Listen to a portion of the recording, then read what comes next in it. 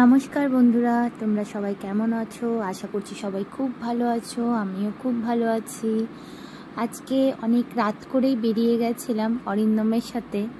আজকে সারাদিনটাই যেন আমার কেমন যেন একটা কাটলো। কিছুই যেন ভালো লাগছিল না, কিচ্ছু ভালো লাগছিল না। একা একা বসেছিলাম ঘরে। কখনো কখনো হয় না যে কিছুই ভালো লাগে না, তেমন আজকে আমার এইটাই হয়েছিল। কিছুই ভালো লাগছিল না। তো অরিন্দম আমার মুডটা ঠিক করার জন্য বলল, চলো গিয়ে একটু ঘুরে আসি। তো আমিও ভাবলাম হ্যাঁ, ঘরে একা একা বসে থাকার থেকে চলো যাই, তাহলে একটু গিয়ে ঘুরে আসি।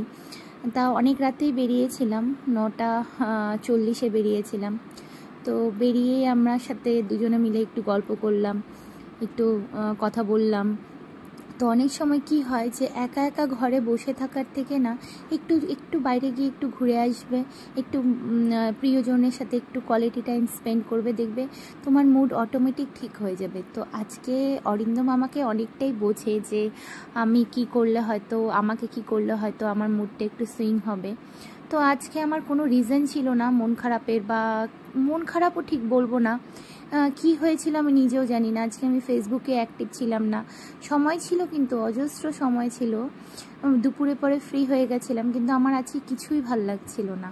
তো তাই আর কি অরিন্দম ওই জিনিসটা বুঝতে পেরেছিল।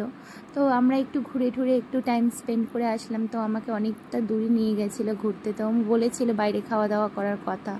তো আমি বাইরে খাওয়া দাওয়াটা একটু অ্যাভয়েড করেছি, বাইরে খাওয়া দাওয়াটা করিনি। তো বলেছিল কি খাওয়া বলো, না খাওয়া বলো। তো আমার একটু বাইরের খাওয়াটা মন চাচ্ছিল না, কেন 2-3 দিন ধরে খুব খাওয়া দাওয়া হচ্ছিল, বাড়িতে খাওয়া দাওয়া হচ্ছিল। তো ওটা আর খাওয়া দাওয়া করার ইচ্ছা হলো না। তো প্রায় 10টা বাজে, এখনও জয়প্রকাশ খোলা ছিল। আর সেই ফালুদার দোকানটা, কি বাম্পার কুলফি আর ফালুদা পাওয়া যায়, খুব টেস্ট। মানে তোমরা একবার বীরপাড়া আসলে এটা ট্রাই করো। তো এই যে চলে আসছিলাম আমরা, হসপিটালের ওপারে গেছিলাম ঘুরতে। তারপরে বললাম চলো এবার বাড়িতে যাওয়া যাক। বাড়িতে যেতে যেতেই দেখছি দুর্গা প্রতিমাগুলো খুব সুন্দর তৈরি হচ্ছে। তা আমি বললাম একটু গাড়িটা স্লো করো। তো দুর্গা প্রতিমা দেখে আরও মনটি ভালো হয়ে গেছে, কেননা পুজো আসছে আসছে একটা ভাব। এই আসছে আসছে জিনিসটাই না ভালো লাগে। পুজো এসে চলে গেলে মনটা এত খারাপ হয়ে যায়, এই আসবে আসবে জিনিসটাই খুব ভালো লাগে। তো এই প্রতিমা দেখে এখন আমরা যাচ্ছিলাম বাড়ির দিকে।